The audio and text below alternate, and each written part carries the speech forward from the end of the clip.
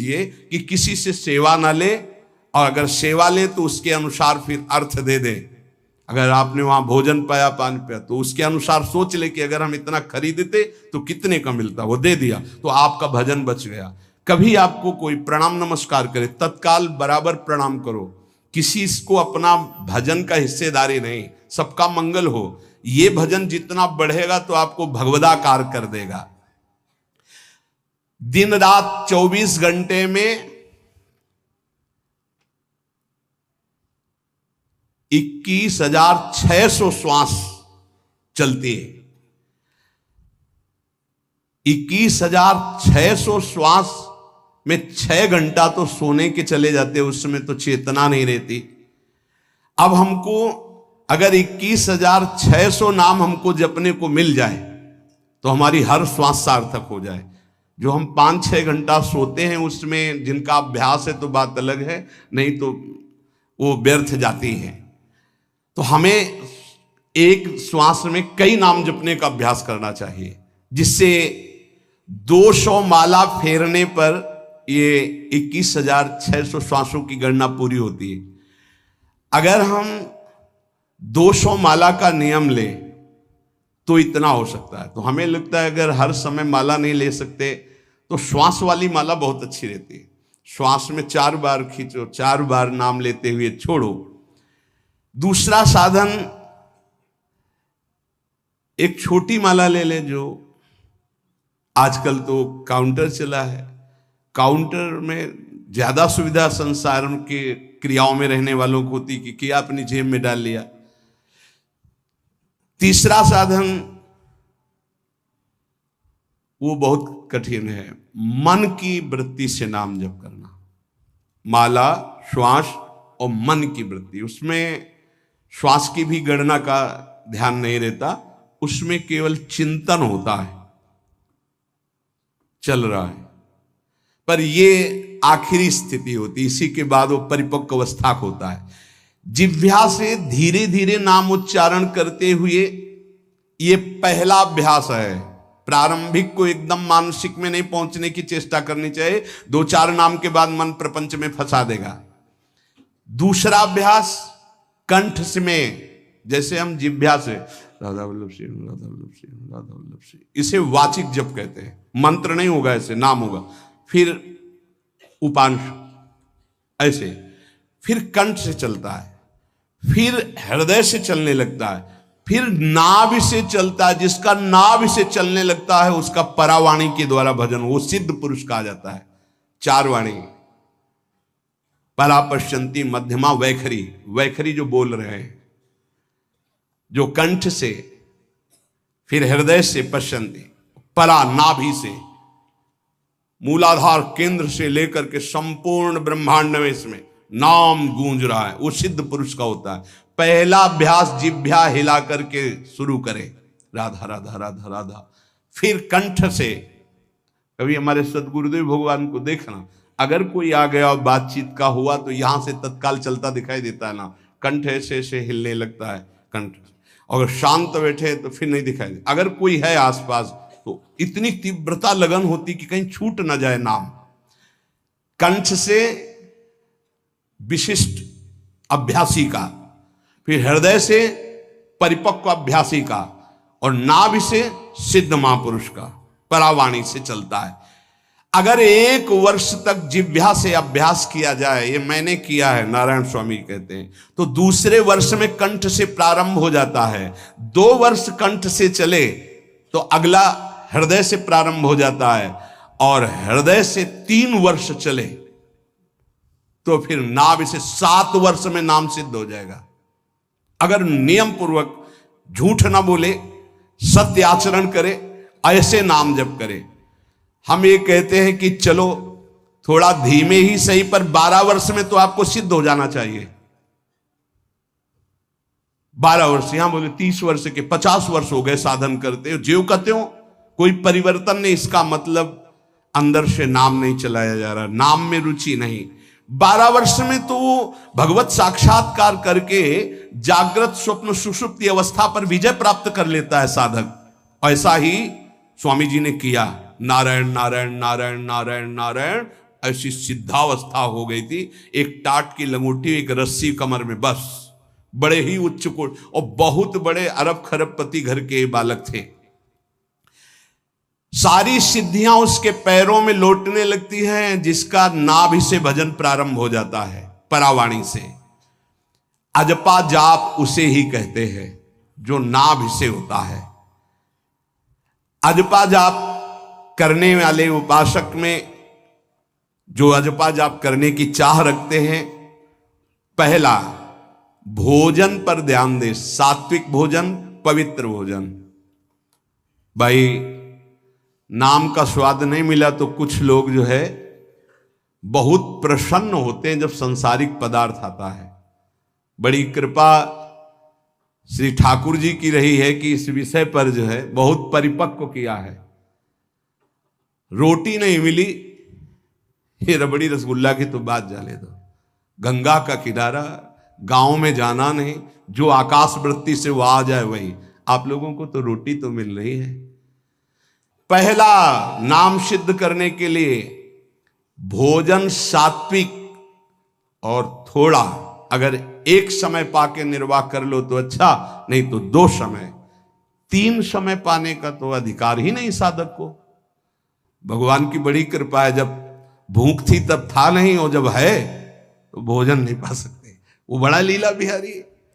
जब भूख थी तब भोजन नहीं, और जब भोजन है तो नियम कानून इसके लग गए हैं, ये इतना इतना। दूसरा, पहला भोजन पर पवित्र। देखो नाम जप के लिए बहुत आवश्यक है। यही जीवन है कि अगर आप नाम जप करने लगे तो हमारा बोलना, हमारा जीना सार्थक हो जाएगा। अगर नाम जप आपको करना है तो पवित्र भोजन होना चाहिए।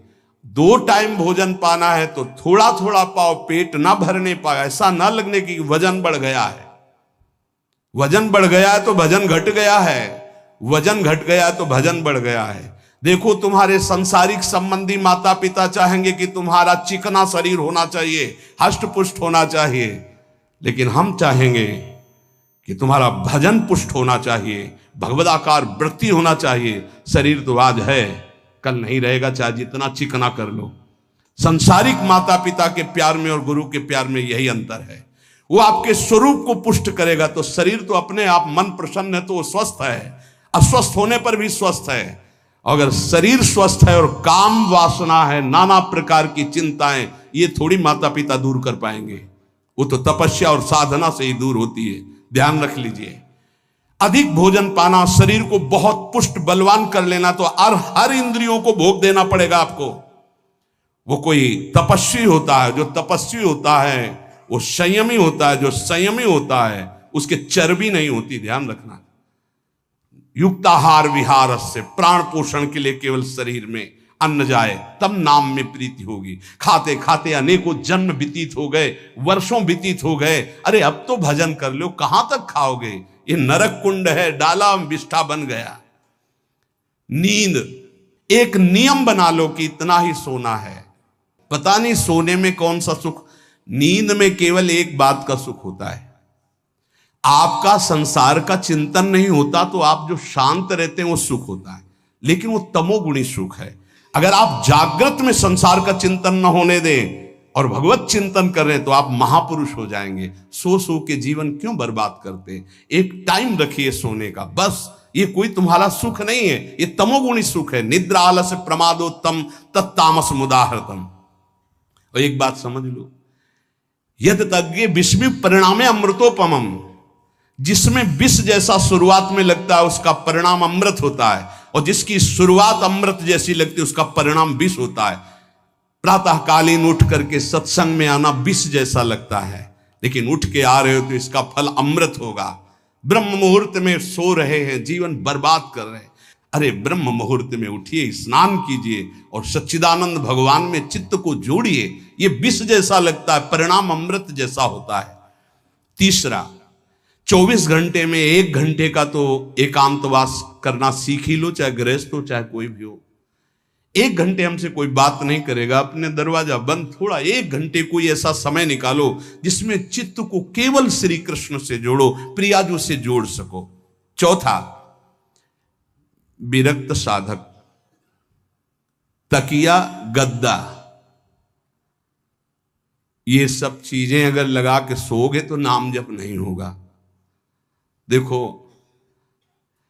हितधाम में कुशासन और एक ईंट कुशासन के नीचे, सर्दी में ओढ़ने के जो हमारे कंबल थे वो आटे का बोरा बलराम जी ला के दे थे। जीवन को यदि आप कसौटी पे नहीं कसेंगे तो भजन नहीं होने वाला। अब तो शरीर रोग से ग्रसित है, आप चाहे जहां रखो चाहे जैसे रखो, प्रिया जो जाने। जब तक हमें भगवदाकार वृत्ति ना हो जाए तब तक विषयों को स्वीकार नहीं। ऐसे हैं साधक, बड़ा सुख मिलता है। एक ऐसे पड़ा हुआ है आसन, उनके कमरे में जाके देखिए, केवल आसन ही है। कितने ऐसे साधक राधा के कुंज में रहते जिनकी चटाई केवल है, न तकिया है, न गद्दा है, न कोई। उसी चटाई को ऐसे खड़ा कर दिया, बिछा लिया, बस उसी में पड़े, भोजन मिला पा लिया, ऐसे रह रहे हैं। कमरे में देखो जाके तो ऐसा लगेगा कि इसमें कोई रहता ही नहीं, कुछ है ही नहीं, केवल चटाई है। तकिया गद्दा विशेष विलासिता की वस्तुएं तो नाम जप नहीं होने वाला, ध्यान रखना। जहां पड़े आराम से नींद आ जाएगी, सो जाएंगे, और जब तो नींद उतनी आएगी जितनी आवश्यकता है। भजन का खजाना तिजोरी में रखें, कभी किसी से बताएं नहीं कि आपका भजन कितने माला कितना होता है। पूज्य नारायण स्वामी जी कह रहे हैं, भजन को खजाने में रखने का मतलब है लूटने वाले डाकू माया भेजती है, काम क्रोध लोभ मोह मद मत्सर आदि, और प्रिय गृहस्थ भगत आदि। कैसे प्रिय गृहस्थ? स्वामी जी अब ये सब आप ही कहा है, बहुत बीमार है, आप देखना।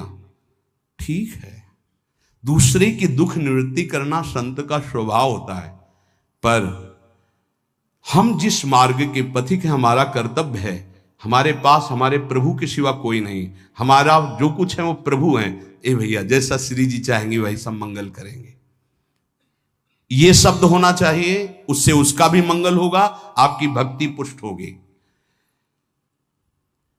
कभी भी जो गृहस्थ में भजन करता है, किसी भी तरह का किसी से भी कोई प्रतिग्रह ना ले, नहीं ले लो, ये लो ही बढ़िया है, रख लो, नहीं महाराज हमारा ये मार्किन का गमछा ही काफी है हमारे लिए, नहीं नहीं नहीं, ये प्रसाद पाल, हाँ इतना किनका दे दीजिए, भगवत प्रसाद है, ये हमारे लिए पर्याप्त। गृहस्थी में अगर आप भजन करते हैं तो अपने भजन को बचाने के लिए किसी से भी दान पुण्य, किसी का भी बट रहा है वो स्वीकार न करें, किसी से प्रणाम नमस्कार, किसी से अपनी सुविधा सेवा स्वीकार न करें। और जो विरक्त है उसको ध्यान रखना चाहिए कि हमारा जीवन केवल जगत मंगल के लिए विश्वेश्वर भगवान को समर्पित जीवन है। ना हम किसी को शाप दे सकते हैं, ना किसी को वरदान दे सकते हैं। सेवक स्वामी की इच्छा को देखता है, ऐसा ऐसा, हाँ प्रियाजू की जैसी इच्छा होगी वैसा नहीं, आप ऐसा नहीं, प्रियाजू का बस जबान से कभी ना किसी के प्रति शाप का, और ना हरिराम व्यास जी ने कहा है कि शाप और वरदान हमारे स्वामी की, तो हमें हर बार में यही बोलना है, जैसी प्रियाजू की इच्छा, जैसी श्यामाजू की इच्छा। नहीं आप कुछ कह दीजिए तो राधा राधा राधा, नहीं कैसे मंगल होगा, आशीर्वाद दीजिए राधा राधा राधा, बहुत संभाल के। महात्माओं को इस बात में सावधान रखना चाहिए कि ये माया ममता का रूप धारण करके तुम्हारी तिजोरी को खाली कर देगी। खजाना लूटने के लिए माया बहुत अनुभवी महापुरुष है, सेवक के रूप में आती है।